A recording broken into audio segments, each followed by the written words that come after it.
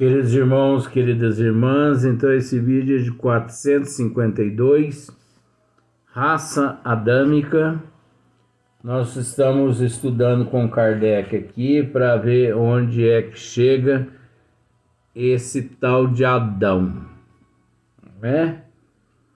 E até onde nós já estudamos aqui, não condiz com o Adão que esteve aqui na Terra, que foi considerado na criação o último ser a ser criado, né?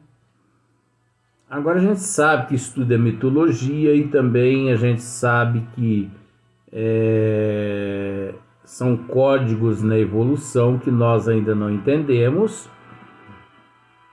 e que quando nós evoluirmos, nós vamos conseguir entender esses códigos, mas que não deixa, na evolução que nos encontramos, que não deixa de uma peça teatral, isso não deixa, né? Não deixa de ser.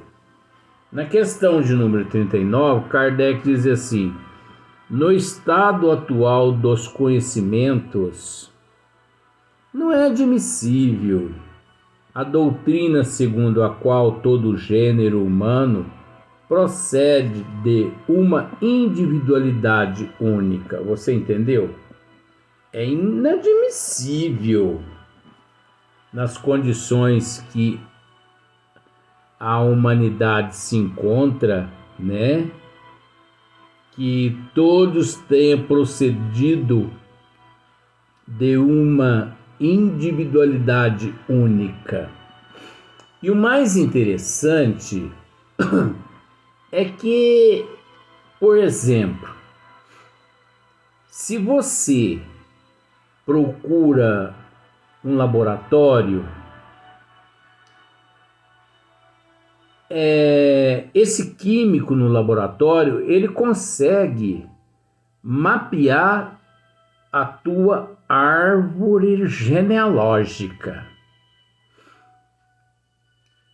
Porque ele consegue, você entendeu, a sua árvore genealógica, a sua genética, a tua hereditariedade, porque provém dos teus avós, bisavós, tataravós e tal, e vai 200, 300, 400, 500, 1000 anos atrás.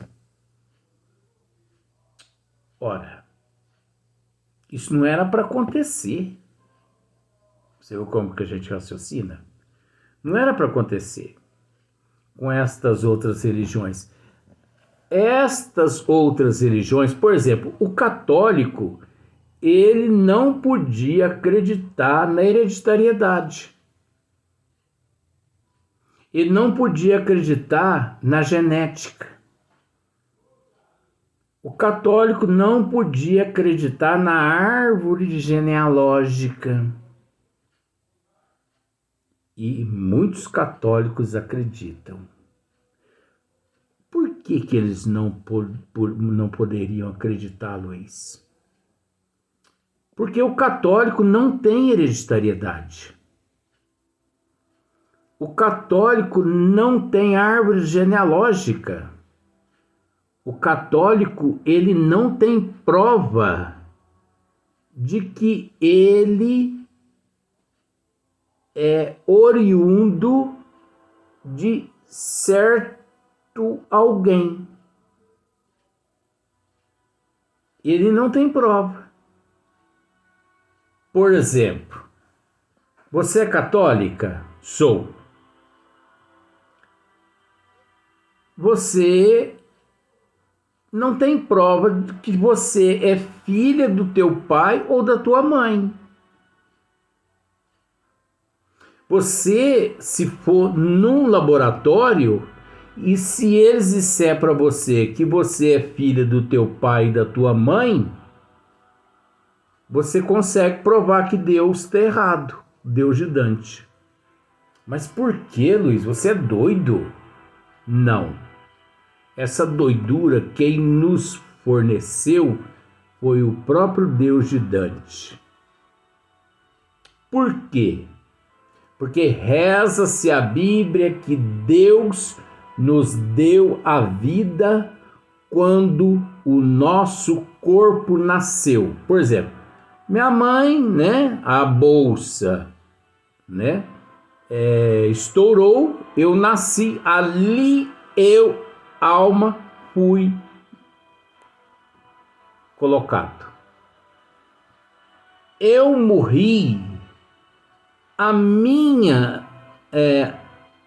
vida toda morreu, cessou, acabou. Então não existe genética. Porque que genética é essa se o teu pai e a tua mãe também não teve genética dos pais deles? Ninguém teve princípio para fornecer genética e hereditariedade e árvore genealógica aos futuros. Por exemplo, nada prova, não existe prova de que nós somos herdeiros geneticamente e hereditariamente de Adão e Eva. Por quê? Porque Adão e Eva, quando morreu, eles deixaram de existir. Você consegue entender por esse lado? Mas eu não consigo entender. Lógico que isso aqui é uma encenação circense que eu estou fazendo. Quando eu digo que eu não consigo entender, lógico que eu consigo entender. Faz parte do espetáculo. Mas o que eu não consigo entender é que a humanidade, mesmo nascendo na hora que a criança nasce e morrendo no momento em que o corpo vem a óbito, se pagou o dízimo vai para o céu, se não pagou vai para o inferno. Naquele momento ali, quando nasce a criança tem que ser batizada para se ver livre do pecado original, que é o ato cometido por Adão e Eva. Sai fora, meu! Que isso? Chega as desgraças que eu já tenho na minha vida, que eu já fui imprudente, já fiz tanta desgraça na vida, já carrego tantos obsessores que eu mesmo plantei, eu mesmo ainda voltei carregando problema do meu pai e da minha mãe, Adão e Eva. Sai fora! Agora meu pai e a minha mãe comete alguns crimes, né? Porque minha mãe e meu pai, eles casaram e depois de 2 anos, através do ato da concepção, eu reencarnei. 2 anos depois. Então, durante esses 2 anos, vamos pensar por esse lado. Meu pai e minha mãe matou umas 50 pessoas. Eu sou responsável por eles terem matado aquelas pessoas? Eu sou responsável por eles terem assaltado o banco, ter roubado paraquedas, roubado Santos Dumont? Tô falando isso porque eu sou antigo, tanto quanto Santos Dumont, você entendeu? O que eu tenho com isso? Seus tontos, que eu tenho com isso? Me livra dessa. E não tem nada que esse negócio de um batismo na bacia batismal soluciona o problema do pecado original, porque não tem nada a ver, isso é mitologia. Aquilo ali é para ganhar dinheiro. É para ganhar dinheiro. Entendeu? Porque parece que a humanidade parece que gosta de ser tapeada. Gosta de ser enganada.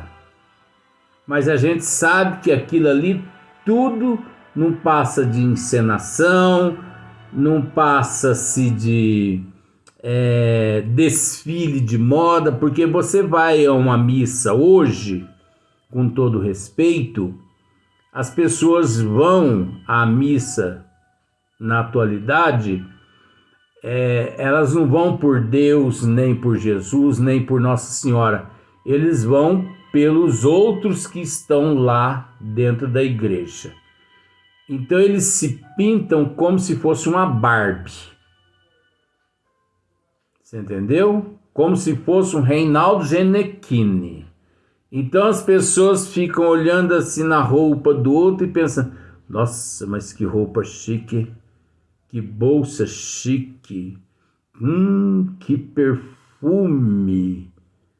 Então passa aquelas pessoas assim, né, pedindo as oferendas com aquela sacolinha, e as pessoas ficam olhando. Se um lá na frente coloca R$10, o outro coloca 20. Ele quer ser mais do que aquele que colocou 10.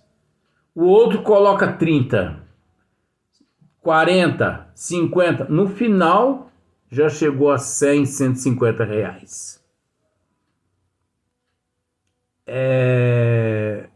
O orgulho em querer ser mais uns que os outros. Eu me lembro, contando essa história. Não, vou contar assim, não tem problema não. Que coisa. Eu me lembro, sabe, que quando eu era criança, eu tinha meus 7 anos, eu ia à missa. Mas eu levava umas moedinhas, assim como hoje, como se fosse 5 centavos. Não valia nada. Na cidade de São Tomás de Aquino. Já morei lá, nasci lá perto, da fazenda, de uma roça lá perto. Você já viu que eu sou caipirão desse jeito, é porque eu nasci na roça. Não significa que todos que nascem na roça são caipirão, não. É porque eu tive que nascer na roça para ficar espiritualmente escondido. Tá aí a explicação. Mas eu ia à missa com 7, 8 anos, com meu pai, com minha mãe, né? Meu pai já desencarnou, graças a Deus. Daqui uns 5 anos minha mãe vai também, se Deus quiser. Mas primeiro ela vai ter que enterrar o filho aqui, né? Então, eu pegava umas moedinhas assim de 5 centavos em casa, punha no bolso e ia. Porque eu sabia que vinha aquele embornazinho cheio. E hora que aquele embornazinho chegava até a minha, gente, se isso for pecado, eu não tô nem aí. Eu jogava as moedinhas lá dentro, enfiava a mão e tirava notas para fora. E a pessoa que estava ali com aquele embornado não podia falar nada, porque se falasse alguma coisa, eu punha o bicho para fora. Porque eu era primitivo, mais que hoje. Uma vez, um daqueles lá tentou falar alguma coisa comigo. Eu falei para ele assim: cala a boca, seu ladrão. Chamei o cara de ladrão, o padre celebrando a missa e eu chamando o cara de ladrão.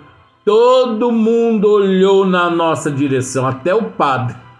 Eu gritei alto: cala a boca, seu ladrão. E eu era que estava furtando o dinheiro daquela sacolinha. Ai, que delícia. E quando as pessoas faziam promessa, não sei o que, para poder chover, e eu tinha lá em Santo Tomás, tinha um cruzeiro lá, e eles iam lá e punha tanta moeda nesse pé desse cruzeiro para chover, e eu ia lá e catava tudo. Mas eu comia doce a semana inteira com esses dinheiro. E eu sei que não vinha chuva nenhuma. E eu catava tanta moeda, mas eu catava umas 40 moedas. Mas eu comia doce a semana inteira. Sabe? O dono do bar ficava até preocupado. Ele falava para mim assim, ô Luizinho. Ai, meu Deus do céu, pronunciei esse nome. Ô, nome desgramado. Luizinho, mas não se arruma tanto dinheiro assim? Ah, meus pais me dão. Meus pais pode. Pode. Meus pais não podiam. Eles não podiam nem tomar banho direito, porque se tomasse banho direito não tinha nem toalha para poder enxugar, coitadinho deles. Não era nada, eu pegava no pé do cruzeiro. Tá vendo como que eu sou natural assim? Eu falo mesmo, é coisa de criança. Quem não teve infância, gente? Quem não teve infância, morra. Morra. O que você está fazendo aqui na Terra? Quem nunca fez uma proeza quando criança? Ah, eu nunca fiz. Mentira, fez sim. É que não tem coragem de falar. Mas lá no coração sabe que fez de proeza. Só que não tem coragem de falar. Igual o zero à esquerda aqui, né? Então, o gênero humano procede de uma individualidade única. Isso é inadmissível, que o gênero humano proceda de uma única pessoa, né? De uma individualidade única. De há 6.000 anos somente, a esta parte tomada a ordem física e a ordem moral, as considerações que os contradizem se resumem no seguinte. Então, olha só, as considerações que contradizem se resumem no seguinte. Então, Kardec vai mostrar agora considerações que a contradizem, né? Porque é impossível isso. Então, olha só para você ver. Do ponto de vista fisiológico, algumas raças apresentam característicos, tipos particulares que não permitem se lhes assinale uma origem comum. Há diferenças que, evidentemente, não são simples efeito do clima. Então, há diferenças que, evidentemente, não são simples efeito do clima. Olha só para você ver que Kardec é esperto. Pois que os brancos que se reproduzem nos países dos negros não se tornam negros e, reciprocamente, o ardor do sol tosta e brune a epiderme. Tem um porquê que brune a epiderme. Porém, nunca transformou um branco em negro. Tá vendo só onde Kardec vai mexer? Nem lhe achatou o nariz, é o caso meu aqui, né? Ou mudou a forma dos traços da fisionomia, nem lhe tornou lanzudo e encarapinhado o cabelo. Encarapinhado o cabelo é aquele cabelo que, com todo respeito, né, que os negros têm, né? Todo enroladinho, né? Mas Kardec está explicando isso aqui. Encarapinhado o cabelo comprido e sedoso. Sabe-se hoje que a cor do negro provém, olha só para você ver a sabedoria de Kardec, ó. Sabe-se hoje que a cor do negro provém de um tecido especial subcutâneo, peculiar à espécie. Você sabia disso? Provém de um tecido especial subcutâneo, peculiar à espécie. Então, eu vou te dizer uma coisa assim, ó.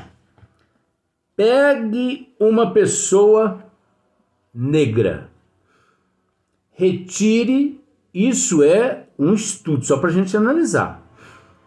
Retire toda a pele do negro, aplique anestesia nele, isso é um estudo, só para você entender o que eu quero dizer. Aplique anestesia toda nele, retire toda a pele dele, porque você sabe que a pele é o maior órgão do corpo físico, né? Ah, eu pensei que era o coração, que era o pulmão. Não, o maior órgão do corpo físico é a pele. Então você aplica anestesia nele e retira toda a pele dele. Beleza. Daí 1 mês, 2 meses, qual a cor de pele que nascerá ali? Qual? A negra ou a cor branca? É lógico que é a cor negra, por causa desse tecido especial subcutâneo, peculiar à espécie. Agora, isso fisiologicamente dizendo, porque a fisiologia estuda a matéria física, mas está lá no registro perispiritual e está lá também nas dívidas registrada na consciência do espírito. Emmanuel, por exemplo, ou melhor, Emmanuel, quantas vezes nasceu negro? Você sabia disso? Eurípides Barçanufo, quantas vezes nasceu negro? Tanto é que, quando ele nasceu Rufo, o escravo, ele nasceu na pele de um negro. Olha só pra você ver que maravilha, né? Então isso não é problema nenhum. Há-se, pois, de considerar as raças negras mongólicas, caucásicas, como tendo origem própria, como tendo nascido simultânea ou sucessivamente em diversas partes do globo. O cruzamento delas produziu as raças mistas secundárias. Os caracteres fisiológicos das raças primitivas constituem indício evidente de que elas procedem de tipos especiais. As mesmas considerações se aplicam conseguintemente, assim aos homens quanto aos animais, do que concerne a pluralidade dos troncos. Capítulo 11, né, no número 2 e seguinte. Então, no próximo, nós vamos continuar o assunto a respeito de Adão. Você observa que até agora não falou nada de Eva. Estranho, né? Será que não é para a gente começar a analisar isso, não?